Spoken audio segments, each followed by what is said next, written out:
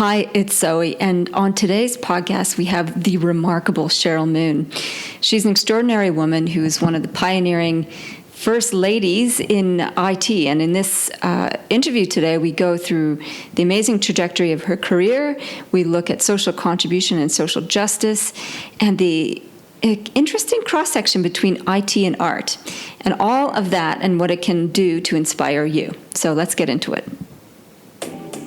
Welcome to the Zoe Routh Leadership Podcast, your source of strategies and insights to make you a better leader. Influence, improve, inspire.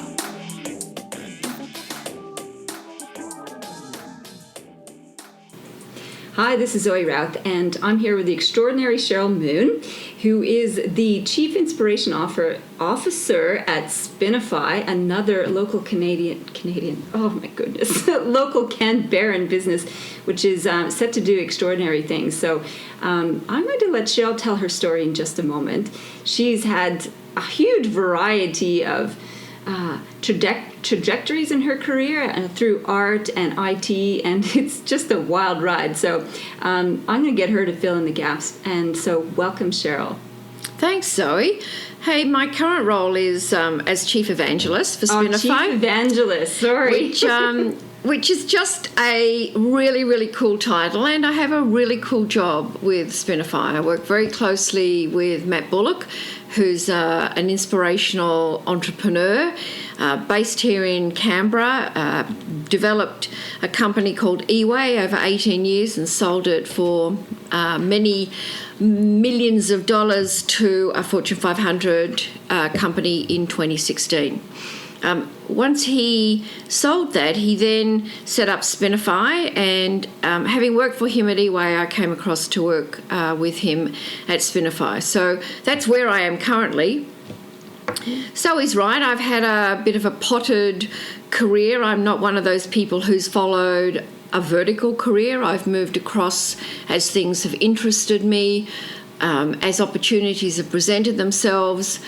But predominantly I've worked in, I guess, what I would classify as non-traditional areas for women. So lots of IT in my career, having worked for IBM, for Anderson Consulting, which is now Accenture. Then gone on to Manpower and worked in a global job for them, managing 75 countries across the world for the front-end applications.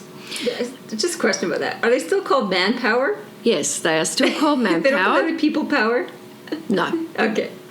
No, and you know, it's one of those terms, I think, when you understand the history. So the two men who set up Manpower in Milwaukee after the Second World War, there was not enough manpower to do all the jobs that were required post-war, and so the history is very important to Manpower as a company. And once you understand that, it's not quite as gender biased as we might think. Okay. So they were a great organisation to work for. Then I took a small diversion and was asked to work for the Australian Information Industry Association. Because of my IT background, I worked specifically with them as the CEO to raise the profile of women in technology. So during my career, whether it's been an official part of my career or, you know, extracurricular, I've certainly worked to advance the role of women in non-traditional careers, particularly in the STEM environment, and then also to help women at specific career points to decide what their career path might look like, and that it's okay to take big, bold steps, because they often deliver or wildly exceed your expectations about what your career could be. Yeah, absolutely. So STEM, for those who aren't familiar with that acronym, what does it stand for? So STEM is science, technology, engineering and math. And I think it's quite interesting now that in the US there's a movement to turn STEM into STEAM by adding art, because there's a view that, in fact, the creative elements go very nicely with the STEM elements in order to be or in order to be not just creative but innovative and to advance economies through innovation. So I'm kind of behind that little push at the moment in the US with friends in the US, and really interested to see where that goes. Having spent a part of my career running art environments and investing in art and brokering in art, so I'm very keen to see the kind of right and left brain balance up to push through innovation, because we definitely need that in our world at the moment. So you're obviously a passionate advocate, and we're sitting here in Sheryle's fantastic apartment. It's just got glorious pieces of artwork everywhere. How have you seen, I mean, you've talked about left brain, right brain, complementary thing in IT. How have you seen your passion for art complement your work or support the work that you do in IT?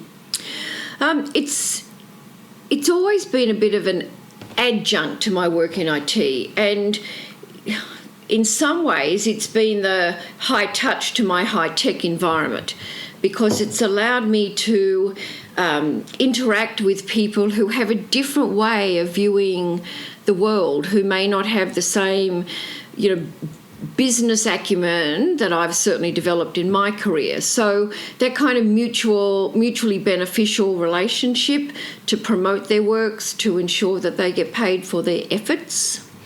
I think artists more than any other career or profession suffer from that's really a nice piece. Why don't you give it to me, and I'll put it up on my wall, or I'll put it in my gallery, or I'll promote it, and you'll get lots of exposure. So artists in our environment are highly underrated in terms of the effort and the passion that goes into a single piece of art, regardless of what that is, whether we're talking wearable art or we're talking paintings or we're talking sculpture, ceramics. People don't just knock up stuff. That's right. And I had a sense of that. We were recently in New York over the Christmas break. We went to the museum of the Metropolitan Museum of Art, and it was extraordinary. They have an extraordinary collection there, and it gave me a truer appreciation for what goes into the creation of a piece of work, because it's not just the doing, it's the seeing. And I think artists see the world in different ways that allows us to change how we see the world. And you see that with things like the cusp of change of perception with people like Picasso, radically changed how we see the world and interpret the world and create an interpretation of reality. So I think artists are true beacons, seers, I guess. Seers is probably the right word or the terminology I might use for our culture. And they've lost a lot of status and appreciation over the last couple of centuries, really. And I love the fact that art is being incorporated into IT, and I think that's a great sign that technology is coming into its own in terms of being able to spearhead the evolution of culture, because it is, it's got the innovation of robotics and AI, which is at the forefront of the robotic apocalypse, if you read some sayers, or, the revolution of how we work and the end of work. There's some conversations around that. And it's not just in America, it's also in Australia. So I met with the Australian Computer Association here in the ACT, and they're keen to incorporate that as well. So, that's great news. Yeah, so they're looking at how they can extend their training and development to incorporate that aspect of creativity and tech.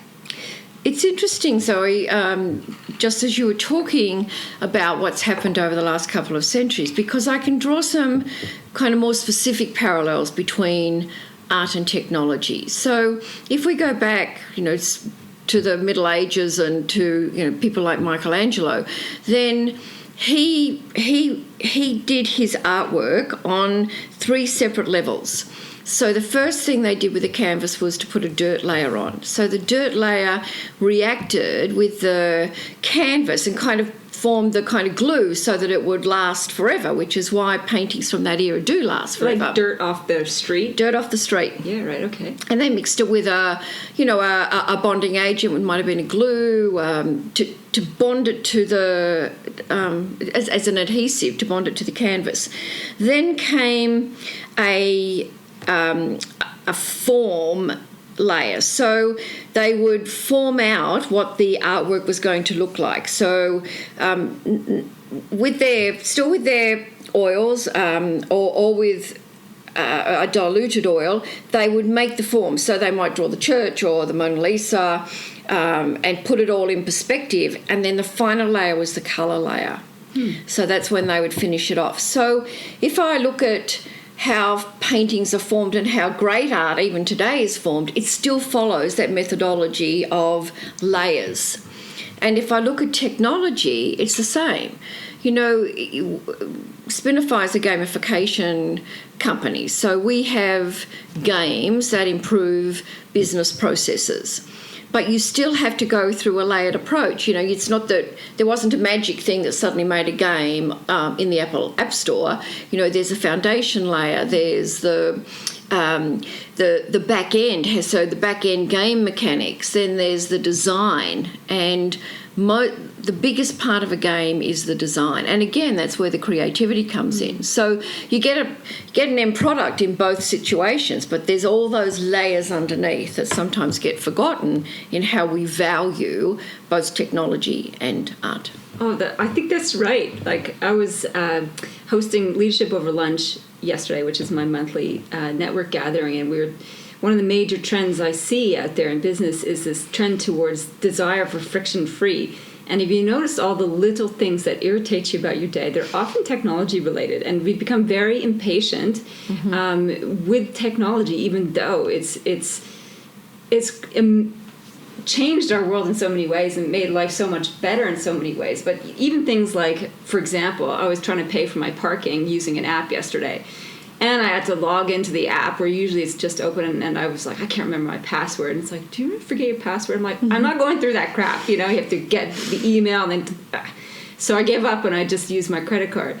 And such a tiny little thing. It's a little piece of friction in our lives, and we forget all that amazing design and layering that has gone into producing a free app that allows you to hopefully have a more seamless experience. Correct. And so I think you're right. We are dismissive of technology, even if, you know, we have to upgrade our software again on the phone. It seems like every 2 weeks we have to do that, and it's just such an impediment. And yet we're not appreciative of all the hours of work that went into upgrading and making that. So, I love that parallel. That's really fascinating. It sort of opens our eyes to what we don't appreciate and what is there to value. I'm curious about a couple of things eWay is a fabulous Canberra entrepreneurial story with Matt Bullock, who set it up and transformed this payment gateway into an international force, if you like. And you've been part of that journey for a long time. And I think Matt Bullock has a compassionate side, or he's obviously a fierce entrepreneur, and he's launching as much energy into Spinify as he did into eWay, I'm sure. He's a very fierce man. And he's also very committed to philanthropy. So can you tell us a little bit about what happened at eWay in terms of how he embraces philanthropy and his social contribution there, and also how you see that fitting into business from your point of view? Of course. So Matt is very focused on philanthropy, and for a long time, before he set up his foundation, which is a recognised charity in Australia, and he's put money into the foundation to do very specific philanthropic things, and I'll talk about those. But before that, Matt was a very strong supporter of Oz Harvest, which deals with providing meals to disadvantaged Australians. So he's a very big supporter of that, did the CEO cook-off year after year after year, and made personal donations to the organisation. He's always been a long-term supporter of Ronald McDonald House, and, often philanthropy comes from our personal experiences. So Matt's son had a life-threatening thing happened to him when he was born, and so he was rushed off to Sydney, and Matt and Wendy spent time in Ronald McDonald House in Sydney. So since then, so that would be the last 8 years, they have supported Ronald McDonald House. They have subsidised rooms here in Canberra for Ronald McDonald House, very strong. And that personal commitment to organisations like Ronald McDonald House and to Oz Harvest have now transferred across to the foundation. And what is the foundation called? So the Spinify, it's the Spinify Foundation. Yep. And one of the important components of the foundation is that Spinify is a partner of the Pledge 1% philanthropy initiative. And, you know, so many of the great companies in the world, particularly in the tech environment, so organisations like Salesforce and Atlassian, which is another great Australian company, have all taken the Pledge 1%. And what that means is that those are organisations who are prepared to commit either 1% of their revenue or 1% of their profit, so 1% of a financial commitment. 1% of their time. So companies who are Pledge 1% partners provide the opportunity for staff to pledge 1% of their time to charities that they're interested in. So, you know, it's not just from the CEO, but it goes right down through the staff in the organisation. And the third component is providing product, 1% of product to not-for-profit organisations. So it's a very comprehensive way of giving back to the community. So 1% sounds like not very much. And so I'm wondering, because it's 1 and it's a percentage, obviously that translates into a lot of time, a lot of money, a lot of product when you have such big companies. What does that typically look like? Have you got like end dollar figures or end time figures for some of those companies? Look, I don't have them ready to hand, but they'd certainly be on the Pledge 1% website. Okay. And there's a whole list of partners on there as well, plus videos of people making the pledge. So Matt made the pledge with Scott Farquhar from Atlassian, so it was really nice, 2 Australian very successful entrepreneurs. And it's interesting now that Scott Farquhar, for example, has decided to take a year off just to give back to the community. Wow, what do you mean? So is he volunteering? What's he doing? He's volunteering. He's looking at more ways that successful organisations and successful individuals can solve the problems of the world. And if you think about entrepreneurship, I mean, it requires really a 24/7 mentality, often for many, many years. So the nice thing is that, you know, he's had the opportunity to do that. And, you know, Matt Bullock has certainly taken some time to think about what the foundation looks like for him as well. And in the last 12 months has provided a lot of support for the Canberra Innovation Network and the Kiln Incubator here in Canberra, both in terms of sponsorship and in personal time to work with budding entrepreneurs and budding startups. What's it, the Kiln Incubator? Is that how you say it? Yes. KILN? Yes. Okay, great. Fantastic. So he's obviously passionate about entrepreneurialism because he's such a successful one, and encouraging other entrepreneurs to go for it is really important. And I think you're right. I think there's a lot of business people out there who feel a sense of commitment to the community and want to contribute to solving the problems. So the Pledge 1% started off with Atlassian and Salesforce, but encouraging people right from their early start-off days when pledging 1% of, nothing or $50,000 is tiny. And maintaining that pledge as you grow then takes it from a very small contribution to the community, but still a contribution to what is, for some of those companies, a very large contribution. And I think it's very rewarding to see what you give back grow over time as you are a more and more successful entrepreneur. Oh, absolutely. I was talking to Todd Wright of Three Sides Marketing as well, and that was his advice to every startup business, is to start from the beginning, to have a sense of social contribution, whether it be time, because often you don't have 2 cents to rub together when you're starting a business, as you said, so 1% of nothing is not much. And it gives you a great sense of fulfillment to do that. And you're right, it is rewarding to be able to see how much more you can contribute as you grow. As your success grows, you can continue to contribute, and that contributes to ongoing success. So a lot of pushback from new business owners would be like, I'm just struggling to make ends meet. How would you come back to them with that? Like if they're really struggling to make ends meet and the idea of social contribution seems like another burden. Have you met people like that, and what advice would you have for them? To be honest, we don't meet many, because I think there's a growing awareness that we all have something to give back to our communities. And that goes for individuals as well as for businesses.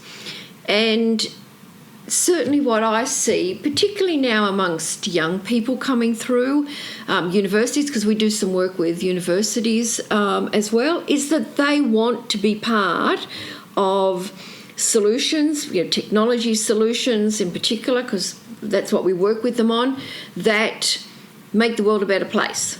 So, if I go back to the start of my career in the 1980s when I joined IBM, it really was the greed is good era. And so there was very little personal responsibility or personal accountability for making the world a better place.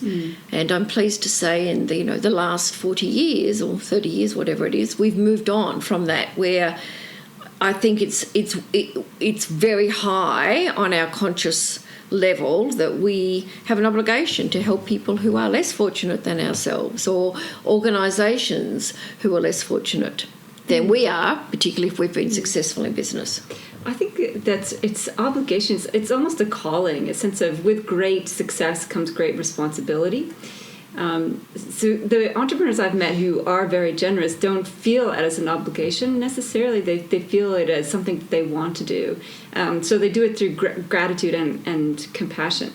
And I love the fact that you've pointed out that the greed is good mentality has shifted a lot. Now it's still alive and well in some sectors. If we think about some of the global financial crisis and how much that notion of greed is good kind of corrupted people and led to such crazy decisions, and had such massive repercussions. And I think when we have such a big incident like that, the antithesis arises, it's like, greed is good. Really? What about compassion?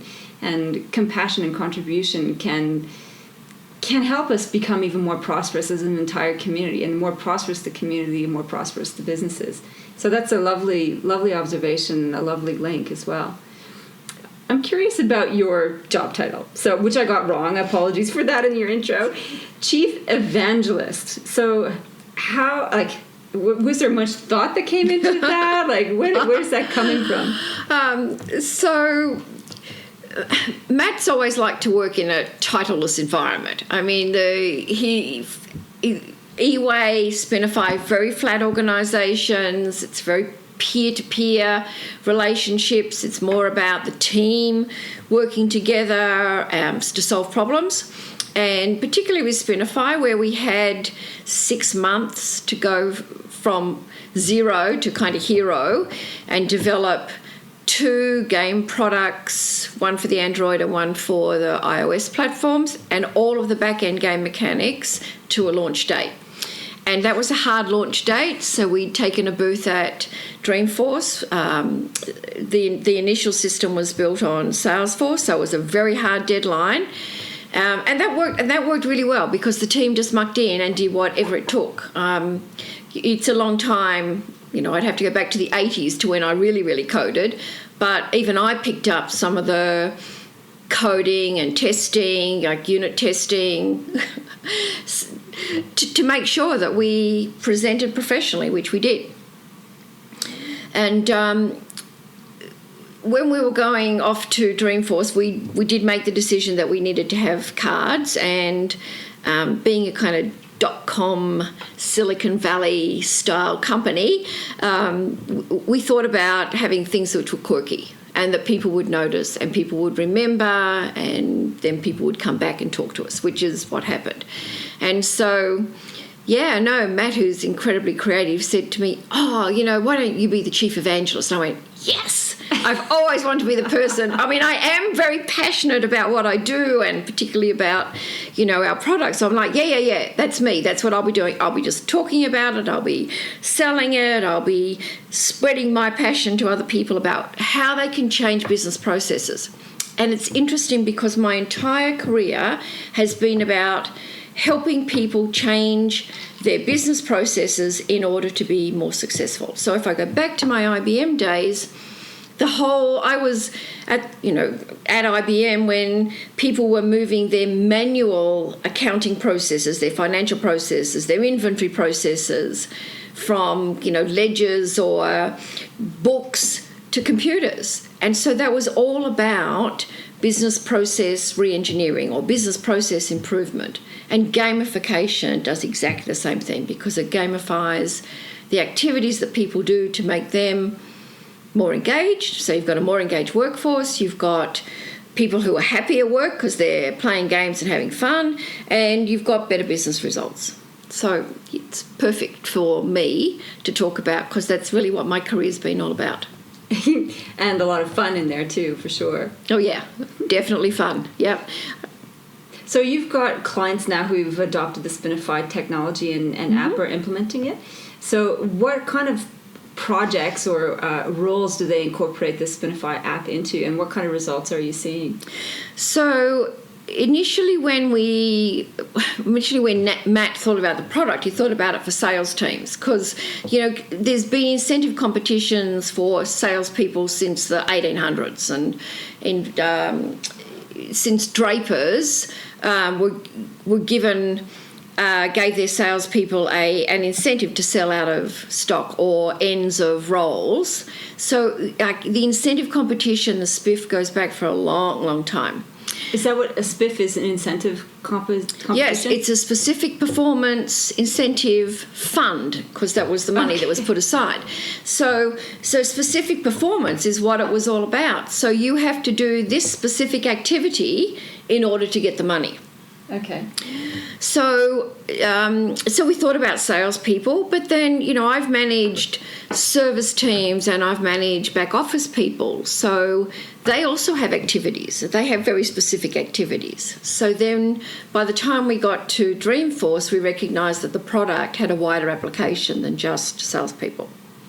That said, so some of the applications have now, so we do have people using it with their sales teams. We have people using it with their admin teams.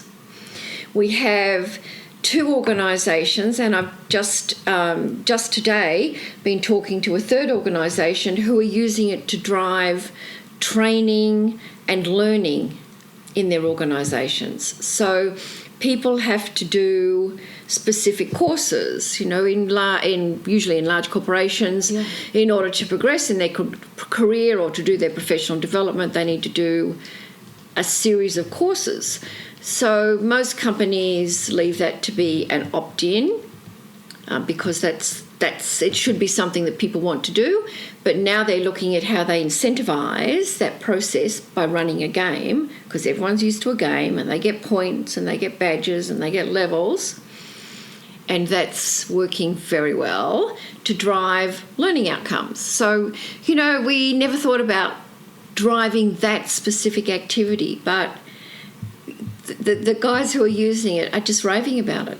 It harks back to the Boy Scouts and brownies. My niece, who's 7, is in the brownies, and she's obsessed with getting badges. Yeah. And I think that's the whole principle of gamification. It gives you something tangible to strive for. that gives you a sense of satisfaction once you get it. I'm curious about the sales piece, though, because I think one of the things that we recognize, and I'm sure you guys have addressed that, is that, and I think you talked about this a little bit, when you incentivize results and instead of the actual activity that needs to generate the results. So what have you seen as what happens in the behavior if you just incentivize results versus the process of sales? So I think most people know that if you do more activities, so if I'm a salesperson, if I make more calls, if I send more quotes, if I have more meetings, then I will drive the sales, because you have a big funnel that you kind of narrow down as you go over time. So one of the things we talk about is changing activity-based behaviours. So not ABC, but ABB. Because that's what gamification and Spinify does. It helps organisations effortlessly change activity-based behaviours, because the games run on the activities. So as you said, I see my progress in the game, whatever the landscape is, and we've got a number of different landscapes or different worlds that people play in. I see my progress by completing an activity. So, if the metric is 50 calls, then, I progress so many steps for every call I make. The other important thing is that games give you immediate performance feedback. Immediately. I'm not waiting for a manager to tell me whether I'm doing the right or the wrong thing. Because I can see my colleagues, I can see if I'm doing the same level of activities that they're doing. I can see if I'm falling behind, if I need to do more. It's public, is it? It's not just a private thing. There's a dashboard where you can see everybody else. Yes, okay. And in the game, I can see everybody. So the game it's like a multiplayer online game. So I can see all of my colleagues in the game. I can see who's, fast approaching the rocket. I can see people who are kind of falling behind. I can see everyone, and I can always see where I am, because I have a slightly different halo than my colleagues. So I can always pinpoint, okay, that's me, who's in front of me? Yeah. What are they doing? How many activities are they doing? Because that's what I need to do. And as you said, it's the self-motivation. So we're all looking for frictionless, as you referred to, and this is a way to help managers manage people in a frictionless way, because they'll manage themselves with that motivation of, whoa, I'm clearly not doing as many activities as my friends. So a little bit of that peer pressure, that healthy competitive qualities that we all have. Yeah, I think that's the important caveat, right? Because it could turn evil potentially, but that takes a lot of management as well to make sure that it does maintain healthy and it doesn't get corrupted. My friend Stacey Barr, who is a performance measurement specialist, is often very cautious about designing measures that are going to make sure that promote good behavior as opposed to ones that drive illegal or unethical behavior just to get the results. Oh, correct. Yeah. Absolutely. And one of the things that a number of our customers are using, because, Matt's obviously managed teams, I've managed teams, what normally happens in a competition is that there's a good player. So if we're talking about making phone calls, there will be people in your sales team who always make the most calls. So what we've talked to customers about doing, and what they are doing, is matching their games to the competency level of people. So you would put your high performers in a different game with a different metric and a different reward to your core performers and to your lowest performers, because I think you referred to it earlier, Zoe, about the good feelings. So to motivate people to want to do more, they have to have the winning feeling. Yeah. And if it's just one big contest and the top person always wins, then nobody else gets to experience that. Oh, so it's like a handicaps system, if you like. Yeah. Although, when I'm competing, if I'm one of the core performers, then I'm competing against people. It's a level playing field. Yeah, got it. Yep. And what it does, of course, is give those people the winning feeling, so they want to do more. And over time, you're lifting your very poor performers up to the core performers up to top performers. And if you think about a small lift in each of those individuals will deliver a very big lift in revenue, in deals, in cases closed, if you're talking about service teams, to the organisation. So, it's just a beautiful flow. Yeah, that's great. How much fun are you having over there at Spinify? You guys, how big is your team now? So we've got 12 people here in Canberra, and then we've got people in the US and in Canada, and then we've got a couple of really, really expert technical people, one in Poland and one in Croatia. Wow. And then we use about, at the peak of our development, probably about 120 freelance people. So we're very good at going out and finding the right person for the job. And you don't need the right person necessarily for the entire time. So for voiceovers, for example, or for some of our designs, or how should we set up our standard Dreamforce, we found people, freelancers, who would give us all that information, a very discrete project, and that was the end of the relationship. So we've got core employees, and then we've got a bunch of associates that we call on. Fantastic. So we talked a little bit about Matt Bullock's passions when it comes to philanthropy. What are the causes that matter to you?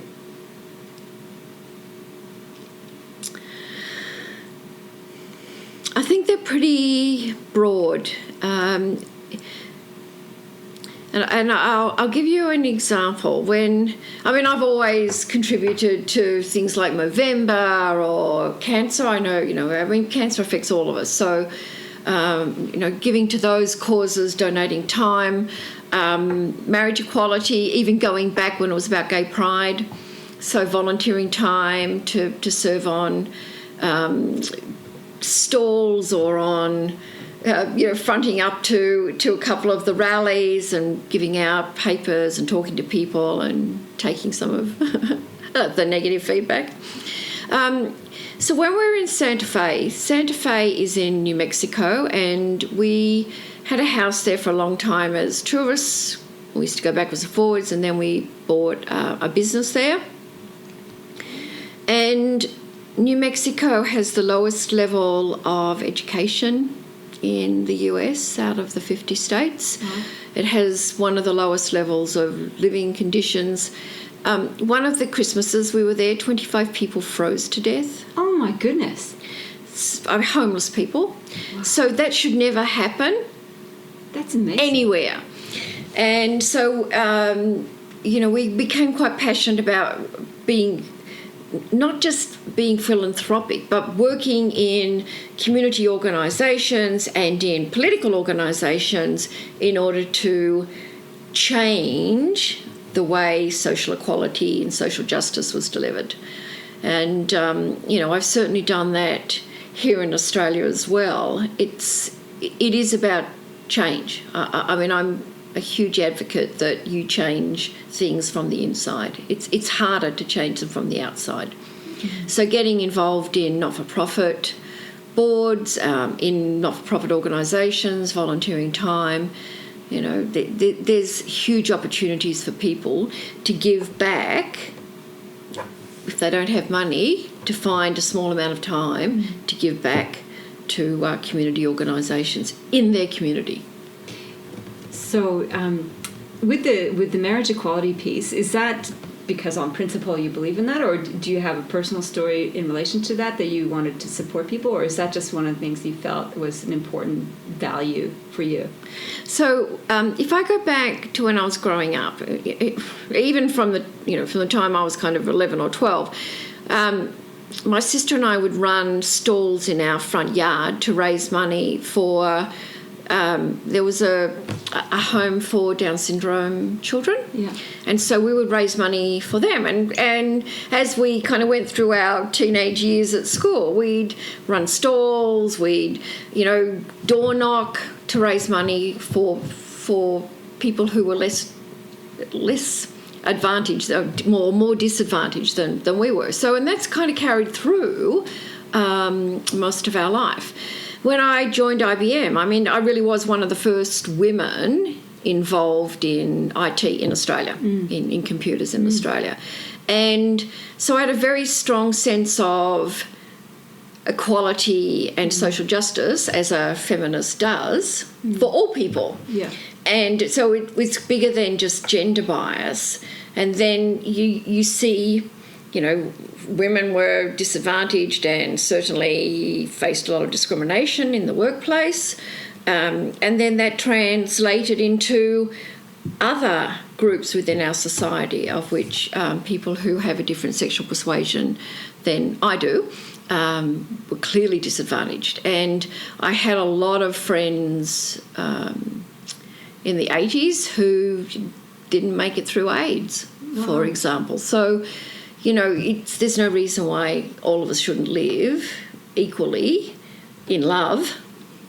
Thank you. That was that's powerful. It doesn't surprise me that as a child you were door knocking and raising funds. You know, you're a very compassionate, determined person with a big heart, and that's sort of shown up through your work. And I feel very privileged to have heard your story and today, and I'm really excited to share that with our listeners in terms of inspiring other people to be fierce and compassionate at the same time.